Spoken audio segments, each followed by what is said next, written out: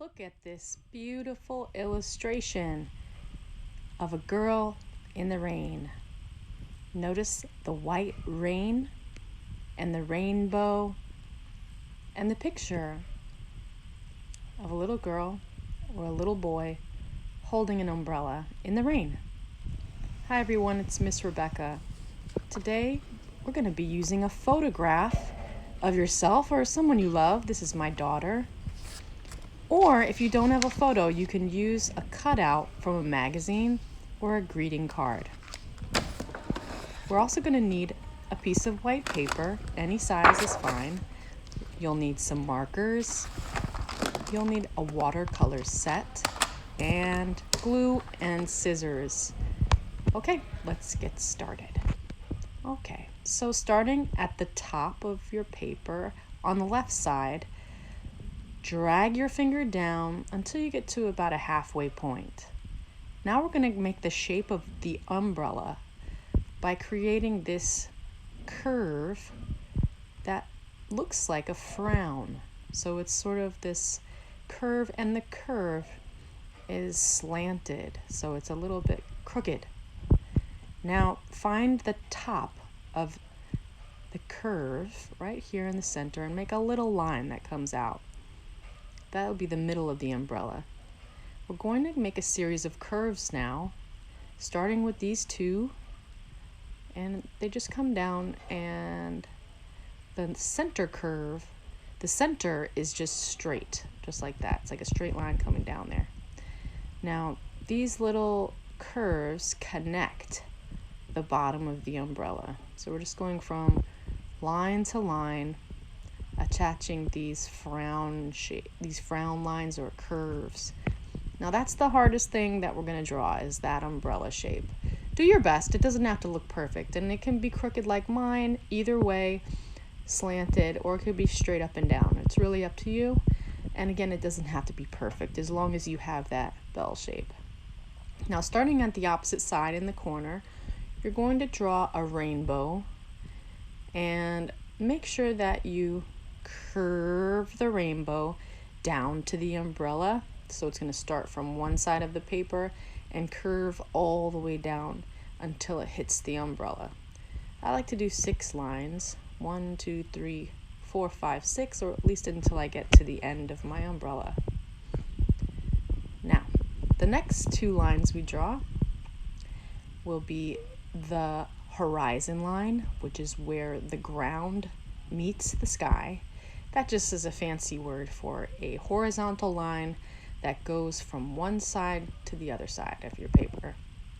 Now, right underneath the umbrella on the ground, we're going to make a long oval shape. So just positioning this better so you could see. Right under the umbrella, you're drawing this oval shape. So it's like a squished circle when I do an oval. Right there. Okay. Now we're going to switch to a white crayon, okay? I'm going to turn the volume on so you can hear and see what I'm doing, because this is going to be hard for you to see since I'm drawing with white, but this is an important part of the picture. So outline this oval, and when you outline it, push pretty hard with your white. You can use an oil pastel or a white crayon. Now what I'm doing is I'm going to go around my oval on the outside and make these sketchy lines here. And I'm just following around, kind of making like lines that follow the oval in a sketchy way.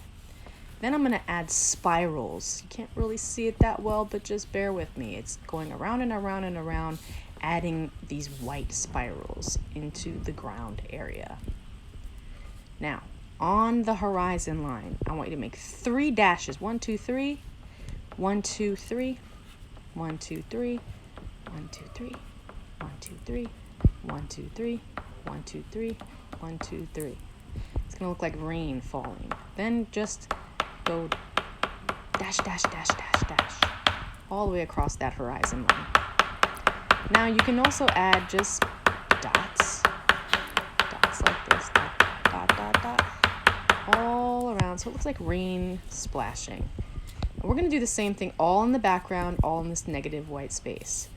So everything here, and I'm also gonna make my dashes be slanted, meaning diagonal. So I'm just going to do my dashes. I'm pushing pretty hard, and I'm just pushing up, pushing up, pushing up, pushing up as I dash and dot and make these marks with my white. Now you can't see it that well, I'm sorry, but I am making white marks, just lines and dashes, all in this negative space. So your negative space is the background, which is all the white space that is around your umbrella and around the rainbow. So you're putting those dashes and those dots all in that area. Notice the sound, you can hear it. Have fun with that. Okay, it doesn't have to be perfect. Try your best. Now, we're gonna color in the rainbow using markers. You can also use whatever you have. If you only have crayons, use crayons. If you only have colored pencils, use those. So I have markers, so I'm gonna use markers. Use whatever you have. So I like to start with red on the top strip of my rainbow, and then I'm gonna switch to orange, and I'm staying in between these lines here to make the next band of my rainbow nice and orange. And then the next one that I use is yellow. So I have red, then I have orange, and then I have yellow. Okay, and green. Oh, that green was dry. If you get a dry marker, it's no good, throw it out. The next band is green, and I'm going to color in that completely green.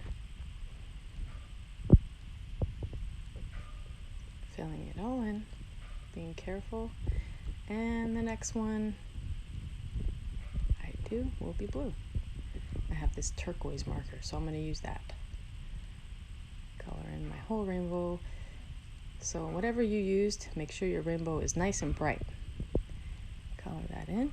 Could be with crayons or markers or colored pencils.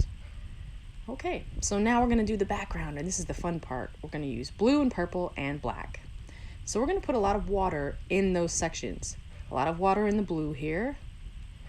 Okay, a lot of water in the purple here, and a lot of water in the black here, because that water will activate your watercolor. Now I'm going to start at the top left, and I'm going to start with black. What we're doing now is going and rotating from black to purple to blue. So notice that I am blending these three colors, and I'm going to keep alternating. I'm going to go from black to purple to blue, and let those colors be very watery and blend in. And notice I'm just painting right on top of the entire background. And what shows through? All of those dashes and all of those marks that we made with the white crayon. So make sure that you go around the umbrella and around your rainbow. You don't want to go over the rainbow, and you don't want to go over your umbrella. So that's the only part you have to be really careful with, is go around the umbrella. But the rest you could do pretty quickly, and the watercolors can just blend right together. So notice that I'm doing blue now, and then I'll switch pretty soon. I'll switch to purple, and I'll let the blue blend right into the purple. And I love how these white marks, they just naturally resist the watercolor. They naturally resist the crayon, I'm sorry. So watercolor is going from black to blue to purple, and that white crayon just shows right through. It's really cool, and it makes it look like it's raining. It's raining, but there's a rainbow, so it's okay. All right, so now the background is finished. Voila, look at that. Isn't that cool? and I stopped right at the horizon line. This has to dry for a little bit before we can do anything to it. Now we're going to do the bottom. At the bottom, let's use green. So we're going to use half green and half blue. Start with green, put a lot of water inside your green, and just paint the top of this ground area with green. And notice all those swirls that we drew, they're all going to start to appear, which is really fun to see that. We're doing that whole top half with the green. And I like to see those swirls. Look at those. Now we're going to change to blue, and the blue will blend right into the green a little bit. And look how those nice swirls just show right through there. Isn't that nice? Voila. Now we have to allow this to dry a little bit. And there you go. There you see the view of the ground and the sky. And we have our umbrella. Now, it's time to cut out our picture. So this is a picture of my daughter, and I'm going to very carefully cut out her figure. But first, take your scissors and cut off the excess around the body. So I'm going to cut off that corner because we don't need it. And then I'm going to cut off that corner because we don't need it. And then I'm going to cut off that corner, cut off this corner, and cut off the next corner before we get very detailed. Okay, so there she is. Now, I want to be very careful, so watch what I do. As you cut, you're turning the picture. So you're not really turning the scissors too much. You're turning the picture. And that is the trick to cutting. So the scissors, they only open and close. They don't really move that much. Okay? It's the picture that you have to turn. Turn. And the scissor stays pretty still, right? So I'm careful to go around the arms and the hands. The hands are tricky because the hands are going to be really small. So be careful not to cut your little hands off. And I'm cutting around the face very carefully. And I'm going to cut around. I'm going to turn the photo as I do this. Turn the photo as I do it. Go all the way around, making sure not to cut the head off on accident. Follow, follow, follow. And they're almost there. I'm going to very carefully cut around the skirt and the leg. Be very careful at the feet. We don't want to cut the feet off. Be careful. So cut around the feet. Now, if you don't have a photo, you can always use something from a newspaper or a magazine. Any picture of a figure of a person will do just fine for this project. Oh, there she is. Okay, so now we're going to position. Now we're going to do the umbrella. So each section of the umbrella is going to get a pattern. So inside this section, I'm going to do a heart pattern. So little hearts, I'm drawing in with pink, little hearts in this section of the umbrella. There it is. And then I'm going to fill in each heart with pink. Beautiful. Now this part, the background has to be completely dry for this part. Because you notice my hand is touching it. I let it dry for a little bit before, well, it was drying really while I was cutting. So it was nice and dry by the time I started to do these hearts. Because you don't want to put your hand in wet paint and smear it all over. So that section is hearts. This section I'm going to do diamonds, yellow diamonds. Whenever I do patterns, I always think of hearts and stars and moons and diamonds and clovers, and really like the Lucky Charms cereal I think of when I think of things to put in patterns. So anything that you could draw, like polka dots, any shape you repeat over and over becomes a pattern. So if you just want to do stripes or something like lightning bolts or zigzags or triangles repeating, you can do that too. You don't have to do exactly what I'm doing. I'm going to give this to my daughter, so I'm going to make mine with things that she likes, like butterflies. She loves butterflies, and hearts and stuff like that she likes. So I'm going to repeat that in my pattern. So in this section I'm making little butterflies, but again, you can do whatever kind of pattern you want.